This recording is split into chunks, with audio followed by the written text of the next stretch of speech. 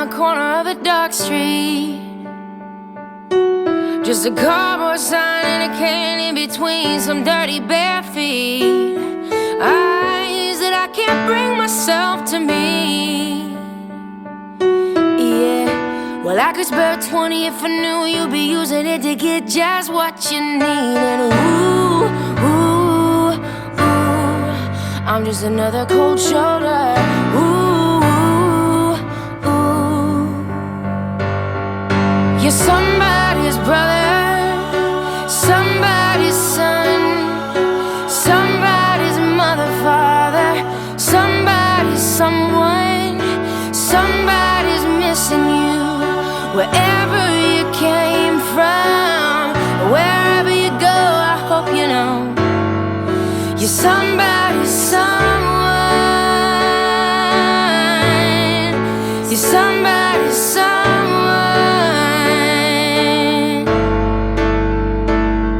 And I will lose you time and time again, but I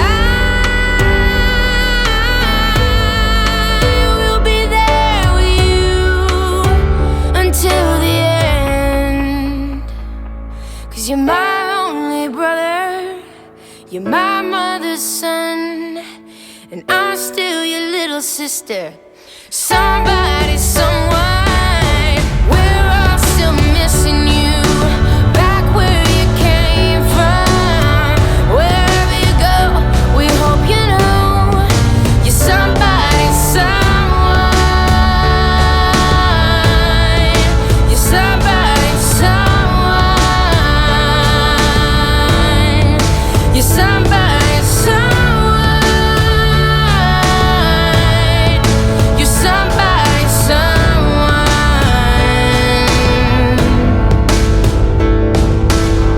Bright light on the corner of a dark street.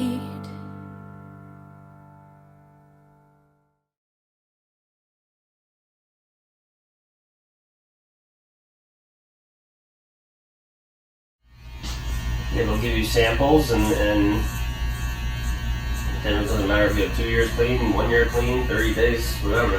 They want your money, so we'll throw you a free bag, get you hooked, and then they're coming back. Do they? The first time I tried heroin, I was probably around 22 and a half. Yeah, probably like 22. And I did it because it was easier, it was cheaper, and it got me messed up more. And that's what I was searching for, is to get outside myself.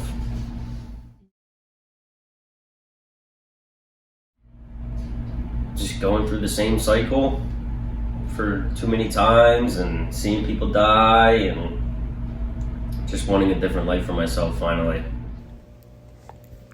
I have this little yellow note from my father. He wrote it for me before I went to Florida to try to get help. It didn't work out that time for me, but I keep this note as a reminder in my wallet. Because family's a huge thing for me. They've always been very supportive of me, even though they showed me tough love and didn't talk to me at times. But they always loved me, no matter what. And that plays a big role in what I'm doing today and how I'm doing today. So really the only reason I did this, and the truth was, I saw your post on Facebook and it was just you being vulnerable and just admitting that you were in tears and this was a struggle. And I thought about all these people. We have these posts where people are posting the fun things they're doing, which we need. But what about those moments when we're feeling down, and are we going hard on ourselves or being down? Are we mad at ourselves? Why do I feel like this? Why didn't I get dressed at 2 o'clock? I didn't feed my kids anything but cereal, or I didn't do the things I was supposed to do. So I think you posting that just opened my eyes to say, wow, all of us are experiencing that. And I think it's so important that if we have people that are willing to share, it will help others feel like they're not alone and it's okay. Honestly, I think that was probably the start of my third week actually in quarantine. I was doing pretty great, like, doing those fun posts and everything, like the first 2 weeks, and then I had gotten laid off, and, Oh, wow. my partner, my boyfriend got laid off. And then so it was just kind of a moment, a day where I was just, I don't know what we're going to do. I don't know if we're going to be I think okay. the thing I love about you is how open you are and how vulnerable you are all the time. And Mhm. I think even in college, I remember you were always this unique person to me where you were just you and you didn't really care what others thought and you were living your Yeah. story, respecting others, but just you always had this like thing about you that was unique and I always appreciated that. And for me, I struggle with that because I couldn't find who I was and I was struggling Mhm. behind the mental illness. And I think Right. you did a really good job of living with a mental illness but still being yourself. It's hard, when you're dealing with a mental illness Mhm. to still identify with who you are. And I did lose a lot of that during that time, but I did try my hardest to just, be myself as much as I can. Not even so much for myself, to be honest, but for the people who knew me. Our So, biggest connection, I think, was Coach Fran. oh So yeah. our coach had passed away from cancer the year after I graduated, which was 2010, and Mhm. it was really hard. It was, he was this fighter. He came down on a scooter and a Oh my megaphone at God. practice, and I he I loved it. place in my heart. But he didn't care just on the field. He cared about us off the field. Like, Yeah, us at absolutely. I sports. remember, he saw me play, while I was in high school, and then just within that season, that year, from like being a junior to a freshman in college, that's when I really got bad down into my eating disorder. So walking onto the field, he automatically knew something was up. Still let me be on the team. Unfortunately, my ability to play soccer wasn't as good as it was when I was, in a healthy state. But he still gave me some playing time, and it wasn't just about like, what was going on the field and in the team. Like, he would sit next to me sometimes on the bus and like just ask me about, my schoolwork, my artwork, and he would say, what can I do to help you get through this? And even, at like the soccer party we had, he made sure like he got something that I might be comfortable to eat, which was, I tomato juice. love But sometimes we would just sit after practice, or, he would give me a quick ride back to the dorm and just, check in with me, see if there was anything he could do to help.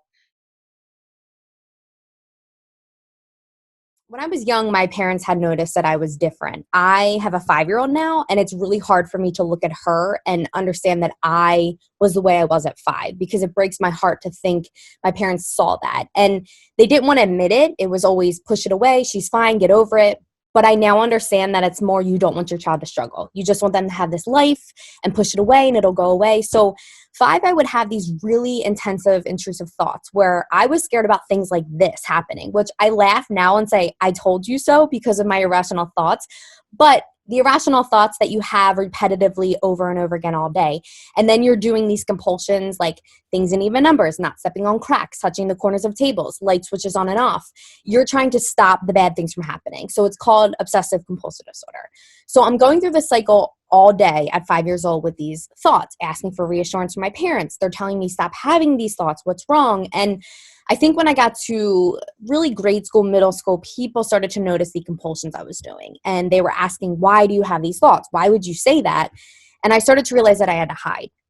Well, hiding meant that it would shake up like a soda bottle and eventually explode every day because I'm going into school having these thoughts. I can't do the behaviors I want to do to prevent it. So the pain I'm feeling, the chest pain, stomach pain, when I went home, I would let it all out and it would come out as anger, punching things, breaking things, screaming, irritability because I had no idea how to function and deal with it. And my parents who love me were saying, why can't you act normal like you act in school and you're the athlete and the girl that's, funny and smiles. And I just didn't understand these two lives I was living. So I really hid behind this front, this smile. I was great in school. I played sports. I was nice to everybody.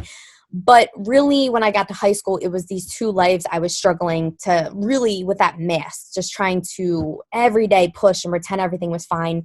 And I started going to the counseling center in school. Best thing I've ever done. But other people didn't like it. I was leaving class and people were yelling out, "What's wrong with you? You're a psycho. You know, she's a drama queen." And for me, the sad part was I was more afraid of those people that I would really never see again than the mental illness that if I didn't help would affect me for the rest of my life. And it came down to when I was 15, I had a day where I woke up just like you. And I was like, something's not right. I don't feel just the anxiety today. It's not just those obsessive thoughts. It's more, I don't matter. I'm worthless. I'm a disappointment. And I went through school. My parents had forced me to go. Got in the car to come home with my friend, and I was just different. I wasn't talking. I wasn't acting right. I had a kid in the parking lot say something really, really harsh to me that it kind of set me off, and I'm punching things and screaming and yelling. And I get home, and I go to my bedroom window, and I'm having these thoughts that I never had before, like, you know, the world will be better without you. You're a disappointment. You know, your parents are embarrassed by you. Nobody cares anymore. You're not worth it. And I thought it was best to just not be here anymore. Well, it was really, really incredible. It was like a miracle to me that I had a 16-year-old girl, my friend who drove me home, go in her house and look at her mom and said, you know, something's not right. And she's like, I'm going to go see Missy. That's what they call me. Runs down to my house, walks into my door. My parents aren't home. No one's home. I'm wondering who it is. And when I heard someone come upstairs, I was like, okay, here we go. You're a drama queen. Get over it. You know, that's what I'm going to hear. And for the first time, I turn around and I see this girl who was 16 years old look me in the eyes with tears in her eyes and say to me, Miss, I'm here for you. Tell me what's wrong. I'm never going to judge you. Please just talk to me. And I couldn't believe it. It was the first thing that I wanted to hear from somebody ever since I started going through this. And I just poured my heart out to her. And the truth is, when I speak in schools for Michael's Giving Hand, when I talk about this story, I tell kids, hey, if you have a friend struggling, you need to speak up and say something. And I'm going to be honest, I was like, no, don't tell anyone. You can't tell my mom, no one. And she did the right thing. And honestly, her speaking up and telling my mom actually led my mom to thinking my daughter will have a friend no matter what, and this isn't going to define her. So I started getting help at that point. So it was pretty remarkable to have a 16-year-old girl just care and what we all want to do in life for people. Like, how did she know that at 16? So Right. I'll never forget what she did for me, ever. Yeah. Well, I'm a firm believer that God puts angels in our path. You're going to make me cry. That was such a beautiful story. Thank you so much for sharing it. You know, and I think that it is so important because especially at that age where you were, right? Yeah. And then, and it's exactly like you care less about the baggage that you're carrying and you care so much more about what other people think. Yeah. And we're the only ones who know what we're feeling, what we're thinking, what's going on. The rest of the world doesn't know. But it's hard to remember that sometimes too. So you do everything that you can to kind of mask it. And, you know, and I think that's when we can really get into trouble. So I think right now it's been such a blessing that we are able to speak out more confidently about our mental health. I took a day off of work, which never happens unless I'm like deathly ill, but I just woke up not feeling right. And as I was driving, I thought, well, you know, I'll get some errands run or whatever. And as I was driving to the store, I had chest pains. And I thought, I'm going to call the doctor just so I'm not that statistic, you know? And she's like, hey, you know, why don't you just come into the office? We suddenly have an opening. And I thought, well, this is my lucky day. So I went in and their first question was, how long have you been having panic attacks? And I was like, this isn't me. Like, I don't have panic attacks. I handle everything. I'm super mom. Like, I work, you know, and they're like, nope. And when you leave, there's going to be another mom sitting on the seat with that exact same issue. So she's like, let's get to the bottom of it. You should really be talking to someone like, and I thought, wow, like if this can affect me, this really can affect anyone, because I really thought, you know, I thought I was alone. I thought but no, it turns out that I'm not. So, 4 years old, didn't think I'd make it here. But it's only cause my family, just to make it clear. Being scared of jail was always just a basic fear, cause I would dread getting locked up like Jamaican hair. And not just jail, literally, I mean my mind too. Cause being stuck in here is hell when you despise you. But getting locked up was a blessing in disguise too, cause sometimes you gotta lose your freedom just to find you. I remember eating Chi-Chi's on the block, then lay up in my hut watching TV when we got locked down, screaming out for God, he's nowhere to be found, waiting for my friends to call, but no one was around. My family was the only ones to hold me down. I was filling up with tears, but no one's coming down. People say they got love for me, I don't feel none, but fake friends help you appreciate the real ones. Speaking of real ones, I lost 3 of those. While y'all are gone and I'm still here, man, I don't really know. Damn, cause I was supposed to be in that call with you. Damn, I'd do anything to talk with you. I called your name for you to stop, but it was just too late. Don't know if there was any other options. Y'all was on your way, and seconds later I seen 2 young boys make it to the pearly gates. And me and Shane fell into addiction, couldn't take the pain. It was the only thing we could do to mask the guilt and shame. I wish I never told you all those pills I take, cause sometimes I feel like I'm the only one to blame, and I failed to live my life the way you want me to. Now I just keep getting high, that's what I just don't know how to deal with all the pain and strife. It's gotten so bad that I tried to take my own life. I could have overdosed 100 times, and it didn't work, cause Lord knows that I tried. But no more, I'ma live like it was meant to be. And I swear to God that I'ma do it in your memory. Yeah, I know my God, and I got a higher power, but I only seem to call him in my darkest hours. Then I act when shit is good that I don't really need him. I lose that connection, and I just can't deal with feelings. My baby brother, he got Down syndrome, but the kid lights up the world of those around in him. But I'm scared of what his future holds, cause use the word retarded everywhere I go, and this pair of eyes has seen despair in lives. Misguided minds go through harrowing times. I've watched the greatest people go from heroes and heroines to junkies on the block with needles and heroines. I don't know why God dealt me with this hand, and why half the world don't even understand. I hate the fact that I hurt the people close to me. I hate the fact that I feel numb emotionally. And now it's time to go away again, just to get it right. And now it's time to go away again, cause all I wanna do is feel love and live a happy life.